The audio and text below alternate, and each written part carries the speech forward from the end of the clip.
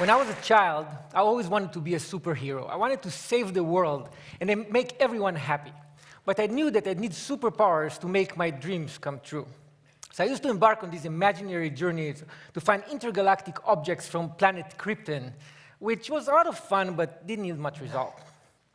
When I grew up and realized that science fiction was not a good source for superpowers, I decided instead to embark on a journey of real science to find a more useful truth.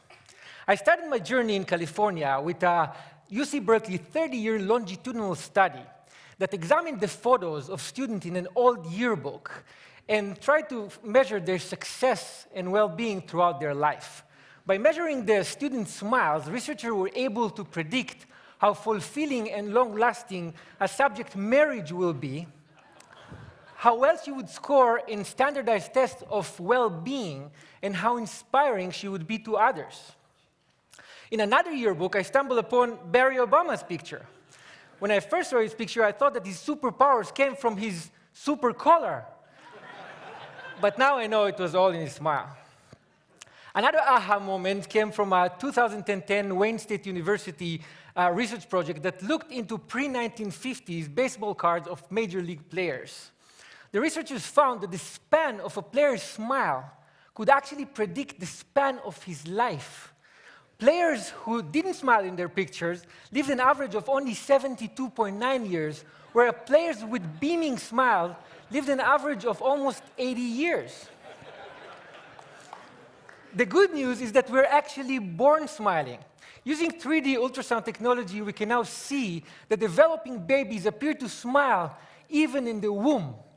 When they're born, babies continue to smile, initially mostly in their sleep, and even blind babies smile to the sound of the human voice. Smiling is one of the most basic biologically uniform expressions of all humans.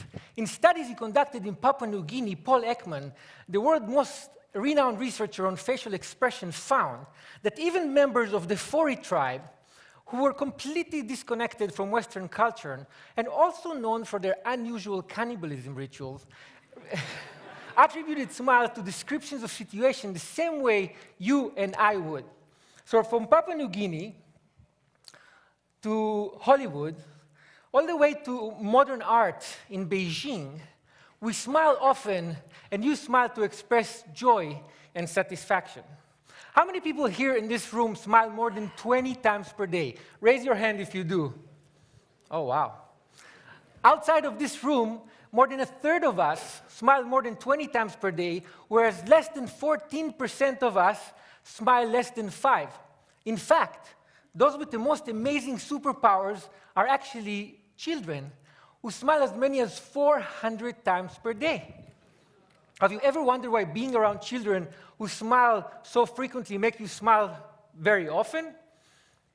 A recent study at Uppsala University in Sweden found that it's very difficult to frown when looking at someone who smiles.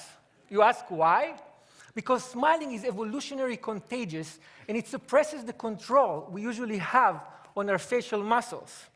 Mimicking a smile and experiencing it physically help us understand whether a smile is fake or real, so we can understand the emotional state of the smiler. In a recent mimicking study at the University of Clermont-Ferrand in France, subjects were asked to determine whether a smile was real or fake while holding a pencil in their mouth to repress smiling muscles. Without the pencil, subjects were excellent judges, but with the pencil in their mouth, when they could not mimic the smile they saw, their judgment was impaired. In addition to theorizing on evolution in the origin of species, Charles Darwin also wrote the facial feedback response theory. His theory states that the act of smiling itself actually makes us feel better, rather than smiling being merely a result of feeling good. In his study, Darwin actually cited the French neurologist Julien Duchamp, who used electric jolts to facial muscles to induce and stimulate smiles. Please don't try this at home. In a related German study, researchers used fMRI imaging to measure brain activity before and after injecting Botox to suppress smiling muscles. The findings supported Darwin's theory, but by showing that facial feedback modifies the neural processing of emotional content in the brain in a way that helps us feel better when we smile. Smiling stimulates our brain reward mechanism in a way that even chocolate, a well-regarded pleasure inducer, cannot match. British researchers found that one smile can generate the same level of brain stimulation as up to 2,000 bars of chocolate. Wait, the same study found that smiling is as stimulating as receiving up to 16,000 pounds sterling in cash. That's like 25 grand a smile. It's not bad. And think about it this way. 25,000 times 400, quite a few kids out there feel like Mark Zuckerberg every day. And unlike lots of chocolate, lots of smiling can actually make you healthier. Smiling can help reduce the level of stress-enhancing hormones like cortisol, adrenaline, and dopamine, increase the level of mood-enhancing hormones like endorphin, and reduce overall blood pressure. And if that's not enough, smiling can actually make you look good in the eyes of others. A recent study at Penn State University found that when you smile, you don't only appear to be more likable and courteous, but you actually appear to be more competent. So whenever you want to look great and competent, reduce your stress, or improve your marriage, or feel as if you just had a whole stack of high-quality chocolate without incurring the caloric cost, or as if you found 25 grand in a pocket of an old jacket you hadn't worn for ages, or whenever you want to tap into a superpower that will help you and everyone around you live a longer, healthier, happier life, smile.